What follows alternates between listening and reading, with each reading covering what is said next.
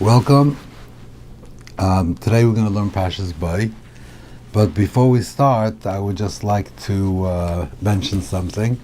The last couple of weeks, I gave my email, Yaakov Yosef Reinman at Gmail, and I've had quite a bit of response. People have written from Yerushalayim, from London, from New York, and I could see that they're very involved in it. They have. They could say with this vart you could answer another question, or they build on it, or they have different solutions, and there's like an active learning going on, which is really what I'm trying to do. So I just want to mention a couple of emails that I got. So the first one I want to mention has to do with what we spoke about Basia's arm, whether it really got longer, or if it was only figurative or literal. So Ramatzio Chaim Lawrence from London sent me this quote from Rabbi Yerucham Levavas, the legendary Mashgiach of the Mir, in Das Torah, Shmais, Amud Kuf Ayin Ches. That's where it is. Das Torah, Shmais Kuf Ayin Ches. Hine Matzinu Amram al Posik Vatishlach Zamosa Vatikachel. Nishtabeva Amosa Amas Harbe. So we see, this is the Rashi that we mentioned. So he says like this: Hine, Roiv Gasaseinu Onu Makshimim Es Hadover. Because of our great Gasaseinu is Grobkeit. I mean, Yiddish is Grobkeit, the lack of Edelkeit. In other words, not the insensitivity, the nuance. Because of our gasus, whatever it means by that, we take it literally. It seems to us that this is actually what happened. That her arm got longer and it went until the place where the teva was, out in the river. It's a mistake.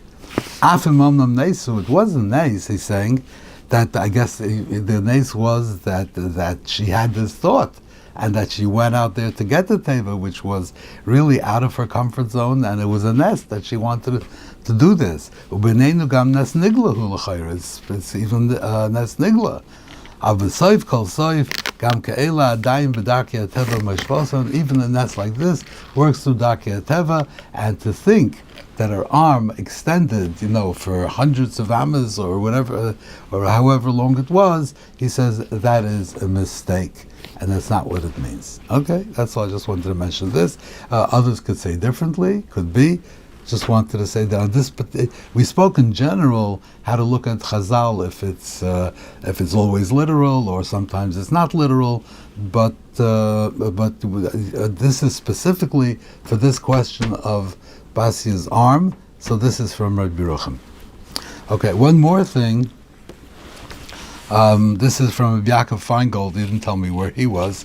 So this has to do with what we spoke about Vayechi, that I suggested that Yosef, when Ephraim and Menashe became Shvatim, then Yosef was demoted and he was no longer a Shevet. This is what it seemed to me from the Psukim, and that's why Yaakov felt obligated to justify himself. So he sent me from the Kedushas Levi. He says, Ki Yosef einu b'shvatim k'mo Sharechav, that the Berditchev is saying that he was not like the Shvatim. Menashe Ephraim heim nekroim Shvatim b'mekoimoi. Ephraim and Menashe became Shvatim in the place of Yosef. Yosef and Tzadik nikrim ovis lebanov. That and he brings from Targum, he's Metaik and Targum, Prisha Nachoish, Einoi Nikra B'Shvatim, K'moi Shma Shar Echov. Ubanov, Heim Nikroim Shvatim Im Kaimai. Ephraim and Menashe are Shvatim. Okay, this is just what I wanted to mention. Okay, these are Mekairas, and I appreciate them. Okay, now, one more thing is that everyone wonders why Moshe told them we're going to go out for 3 days into the desert and we're going to shech Hashem for Hashem. Like, why is he saying this? He wants to leave. He doesn't want to come back. So why is he saying this? And the truth is that you'll notice that he never said he'll come back. He said we're just going to go out 3 days into the desert. So why is he saying this? So I just want to give, I think, as a pashta answer that you see in Parshas Shemais. He says, we want to go to Shech 3 days in Midbar. Maybe we will be wounded or struck by dever or by a sword. So Rashi says, he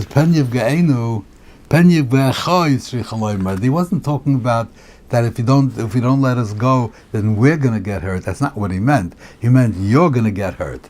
But Ella shechala kavod lemalchus. He spoke to Parai. He didn't want to tell him that if you don't let us go, you're going to get hurt.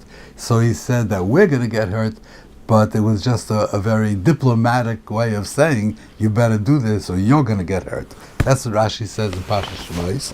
Rashi also says this here in Parshas Boy when he warns them about the mark of Bechayres.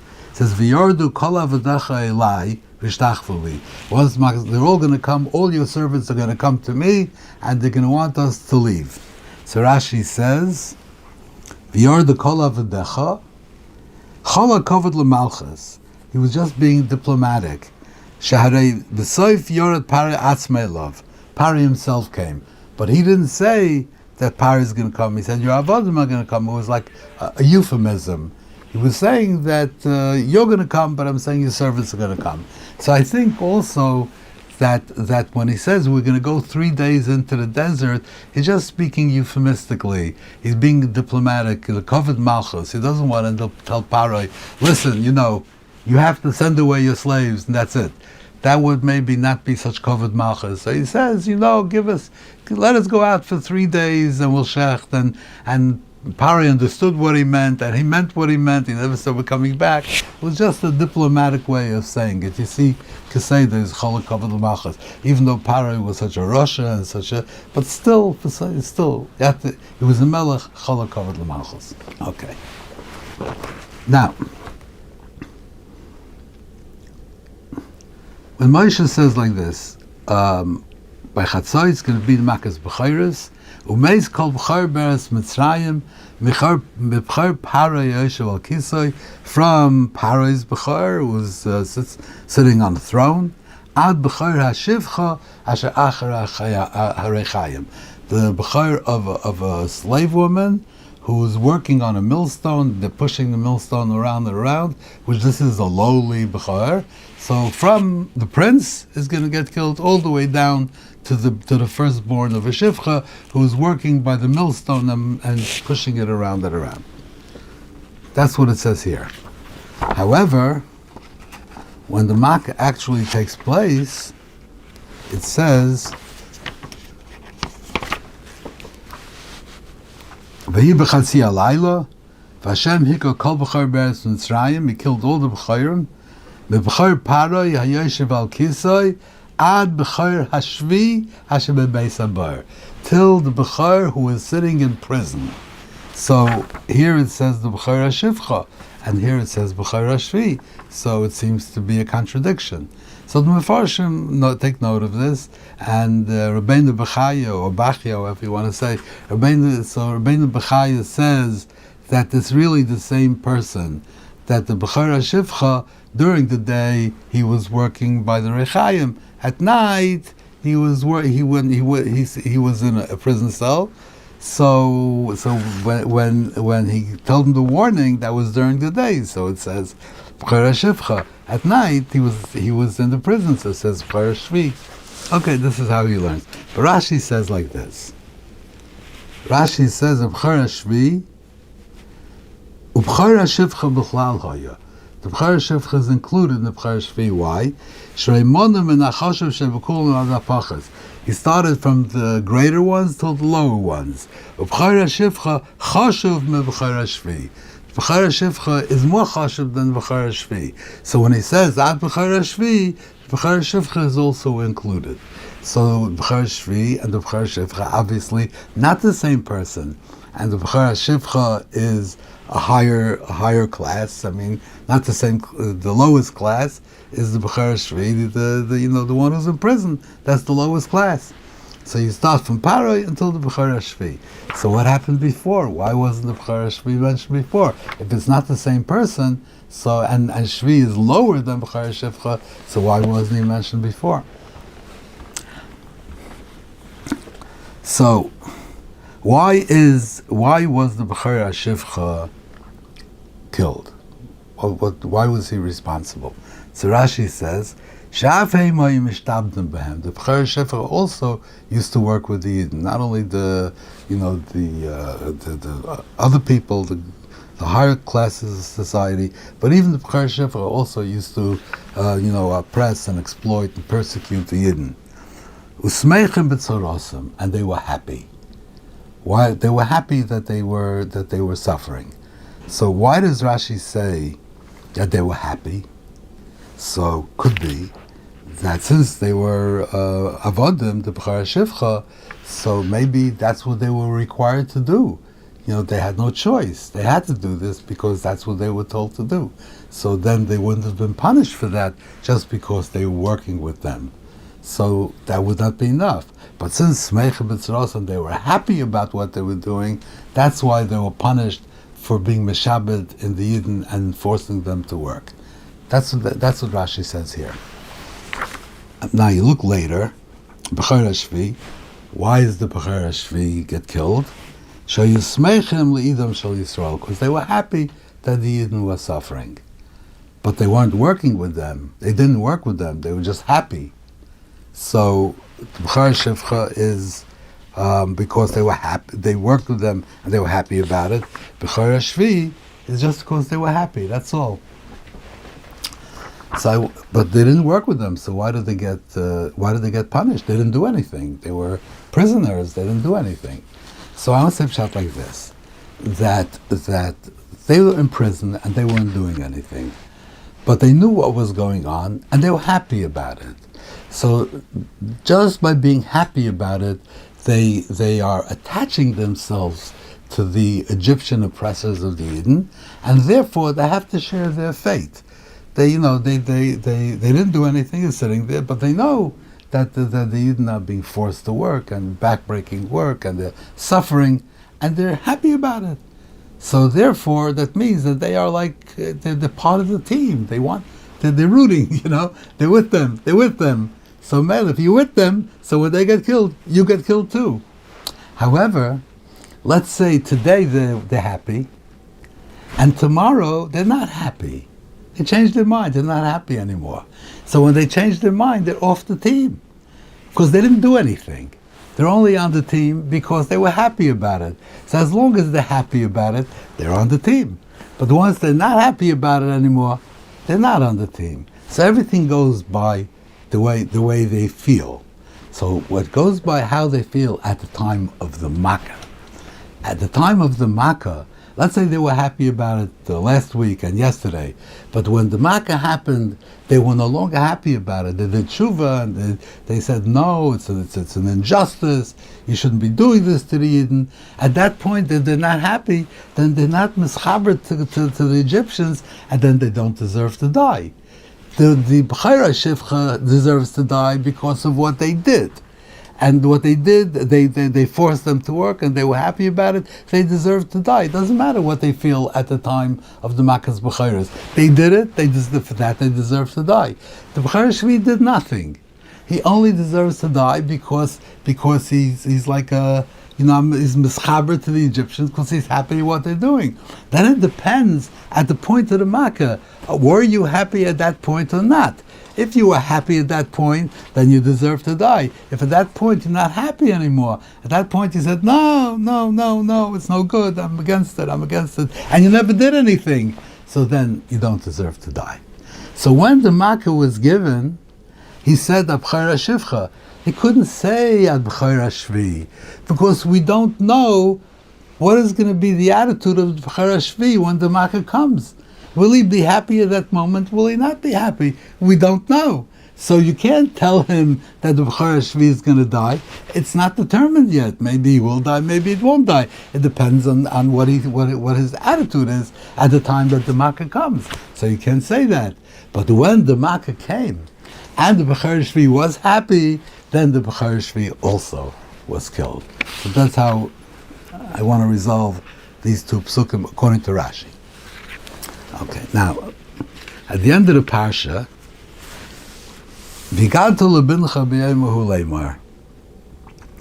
So this is the mitzvah of Sipur Yitzias Mitzrayim. V'gadtu lebincha b'yeimahu leimar. So this is the mitzvah that in Leil Seder we're Mekayim on Magid. Magid is we're Mekayim the mitzvah of V'gadtu lebincha, and we're telling the story of Yitzias Mitzrayim, and that's what we're Mekayim this. So I want to. Magid starts with a preamble, a very puzzling preamble. We come home from shul, we make kiddush, we set up the kara, we lock the door first of all, make sure it's locked, double bolted, put on the chain, lock the door, set up the kara, make kiddush, and now we do yachatz, we do ruchatz, karpas, yachatz, we break the matzah, and now starts Magid, and we take the prusa, and we say, Ho lachma anyo diachol avasona ba'ar de Mitzrayim. This is the bread of our affliction that our ancestors ate Mitzrayim. Kol dichfin yesiv v'yechel. I want to take it one at a time, just read the whole thing. Kol dichfin yesiv v'yechel. Whoever is hungry should come and eat. Kol ditzrich yesiv v'yivsach. Whoever needs should come and share in the Pesach, I guess. Hashat ha'hocha, now we're here. L'shon haba b'ard Yisrael. Now we're here, next year we'll be in Eretz Yisrael. Hashat ha'avdi, l'shon haba b'nei chayrim. Now we're avodim, next year we'll be b'nei chayrim, we'll be free. So let's start with this, the first thing. Kol dichfin yesiv v'yechel. Whoever is hungry should come and eat. I mean, what kind of an invitation is this? You came home, you locked the door, you made kiddush, you started the seder, and now you're inviting people? Whom are you inviting? You're inviting your children? I mean, whom are you inviting to the seder? Kol dichfin yesiv v'yechel? What does that mean? What's the next thing we say? Kol ditzrich yesiv v'yivsach. Whoever needs should come and share in the Korban Pesach. That's not true. Korban Pesach could only be eaten by people. You have to sign up for a chabura before the shechita during the day. You have to sign up and then you could eat it. You can't invite somebody to eat from the Korban Pesach. It's not allowed to. So what is Kol Ditzrich Yesiv V'Yivsach? Mefarshim talk about this thing. Kol Ditzrich Yesiv V'Yivsach. Then we say, Hashata Hocha, Lashona Abba Ba'ard Yisrael. Now we're here, next year we'll be in Eretz Yisrael. This is not our nusach. What do we say? We say, Lashona Haba B'Yerushalayim. That's the nusach that we say. When we talk about, we're looking forward to the future, Lashona Haba B'Yerushalayim. At the end of the Seder, we say, Lashona Haba B'Yerushalayim. What kind of a language is Lashona Haba B'Ard Yisrael? Next year we'll be in Eretz Yisrael. Where do we ever find such a language? We never find such a language. Lashona Haba B'Ard Yisrael. Why are they saying Lashona Haba B'Ard Yisrael? Say Lashona Haba B'Yerushalayim. And then you say, Hashata Avdi, Lashon Haba B'nei Chayrim. Now we're Avodim. Next year, we're going to be free. We're not slaves. I mean, we are oppressed, we're persecuted, we're murdered, we're exiled. I mean, we have a difficult time, true. But we're not Avodim as a nation. After Mitzrayim, we were never enslaved as a nation. Even the Romans took some people and enslaved them, sold them into slavery. But Klal Yisrael as a nation was never enslaved anymore after Mitzrayim. When Nebuchadnezzar took us, we were exiled. We were not slaves. We lived in Bavel. When are we slaves? Are we slaves? Why are we saying? Because mean in the figurative sense, maybe Avdi, we're not really. But Lamaisa, we're not Avodim. We're not avodim. Shata'avdi l'shon avodim. Next year we're going to be free. We are free. I mean, we suffer in our freedom, but we are free. And then, final question. We say this preamble, this paragraph, we say it in Aramaic. Why do we say it in Aramaic? Because we don't want the Malachim to understand it. Why do we say it in Aramaic? The entire Aggadah we say in Lashon Kodesh. This is the only paragraph in the entire Aggadah that we say in Aramaic. Why do we say this in Aramaic? So I'd like to suggest what this is about.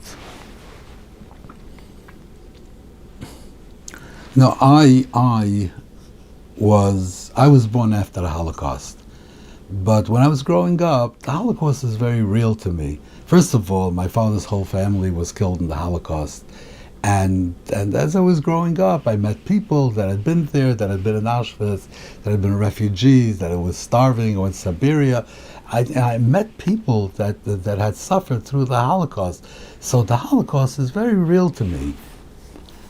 But let's imagine for a moment, I mean it's happening already today, but let's push it into the future. Let's say 100 years from now. Somebody wants to tell his children that, my great-great-great-great-great-great-grandfather from 150 years ago or 200 years ago, he was in Auschwitz and he survived Auschwitz. And tell them how they suffered. And the children are listening to the story about their ancestor from a couple of hundred years ago, and they're listening, and they don't relate to it. They don't connect to it. It's not. There's no emotional connection to this. But let's say that this father has in his attic the pajamas that his ancestor wore in Auschwitz. And he says, you know what, wait a minute. And he goes up to the attic and he brings down these pajamas and he shows them the striped pajamas. This is what he wore when he was in Auschwitz. And you see it's like blood-stained and sweat-stained and ragged. And they look at this, and then the ancestor that he's talking about comes to life. He's a real person. This is what he wore. He's a real person. When I was in London once, and I visited my cousin Rav Chuna Halpern, of whose mother, my grandmother, were sisters, and he tells me that he had a becher, and he says this becher belonged to Rabbi Yaakov Mishlana, and he says I said I'll make a bracha on it. So he gave me some orange juice in the becher, and I made a bracha and I drank from it. I managed, I never felt so connected to Rabbi Yaakov. I was drinking from the cup that he himself, that his holy mouth drank from it, and it's I knew about Rabbi Yaakov, of course, but he became very real to me. He held his cup in his hands. That's an artifact has the ability to bring something to life, to bring a person to life. So if this father had the artifact of the pajamas that this ancestor wore in Auschwitz, and he was able to show this to the children, that this is what their ancestor wore on his body, and this is his blood stains, and this is his sweat stains, and the person becomes a real person, and this is their grandfather, so they would have an emotional connection to this person. And then when the father tells them about the suffering that this person went through, then they will feel the sympathy, and they'll share the pain, and they will cry maybe. But this is all accomplished with an artifact. Without an artifact, it's very difficult to accomplish something like this. Now, when we're talking about the Gula from Mitzrayim, we also have to understand that it was a terrible human tragedy that our ancestors went through in Mitzrayim. And to appreciate the Geula, we have to appreciate the Shibud. We have to appreciate the suffering, and we have to somehow connect to these people. And not just like some abstract ancestors that lived a few thousand years ago, and where's the connection? How do we share their pain? How do we share their pain? They're not real to us. They're just the Zaydis and Mitzrayim, but how do we make them real? How do we bring them to life? So we don't have any artifact. We don't have the clothing that they wore, but we have a facsimile of their distinctive food. This prusa, this piece of matzah, this is the lechem of avdos. It's not the lechem, this lachma anya, this is what Farshim will say, is the lechem of avdos. This is not the matzah that they carried from when they didn't have a chance to bake their bread. This is the matzah that when they worked, and they had a break in the work to be able to eat something, this is what they ate. They had a piece of broken matzah, and this is what they ate. So we don't have an artifact, we have a facsimile of an artifact, which is the next best thing. So you take a look at this matzah, you don't see such a matzah normally. This matzah is the matzah that our grandfathers ate when they were in Mitzrayim. And the rest of the paragraph is in quotations. The system of the Gemara, the system is the system of Shas, of Divrei Chazal, is not like we have like in, he said, comma, open quotations, that. No, the Gemara goes straight into it. The Gemara gives you the system, and you have to understand that this is a quotation. It doesn't always say Amar Kain. Sometimes it just tells you the thing and tells you the quotation. So this is the rest of the paragraph is a quotation. So now we have our ancestor, and we have a facsimile of his food, and now we're going to tell you what he was like. What was he like? He was working hard. He had a break. He had only this little piece of matzah. And what did he do? What did he say? He said, whoever is hungry could come and share this piece of matzah with me. No matter, even though they were avodim and they were oppressed and they were beaten, but he was still generous to each other. They still said, I have a piece of matzah. If you're hungry, I'm willing to share my poor lachma anya. I'm willing to share this with you. If you're hungry, come, I'll give you some of it. Kol detzrich yeseh v'yifsach. Rashi says in Boy that what does the word Pesach mean? Pesach in Aramish is Loshen Pesiyah, a step. So called it Tzrich Yetzav Yifsach. Whoever needs something could step in here, and I will be there to help you no matter what you need. This is the Avodim. This is the beaten Avodim. He's saying, I'm willing to share my morsel with you. Whatever you need, I'm willing to help you. Lashona haba ba'arad Yisrael. They had hope. But what was their hope? They could go to Yerushalayim. There was no Yerushalayim. We're quoting them. What they said. They said next year we'll come back to the land of the Eden. We'll go back to Canaan, where we came from. L'shana ba ba'ard Yisrael. We're going to go back to the land of Eden. We won't be here in this land of the Egyptians. Ashata Avdi. Now we're Avodim. They were Avodim. L'shana ba, next year we will be free. So now we've painted an image of this ancestor for the children, for the people who are sitting by the seder. We've told them this is the facsimile of their food. This is what they were. They were generous and they were helpful and they never lost hope. And even though they were oppressed, they still had hope that one day they would be free. This is what the Lachma Anya does. Now this is how we start the seder. Bring our ancestors to life. When you bring them to life, then you could appreciate the shibud, and then you could appreciate the geula. If you don't bring them to life, then it's all abstract, it's all theoretical. It's not something to which we can relate at an emotional level, which we could really appreciate. So why is it in Aramaic?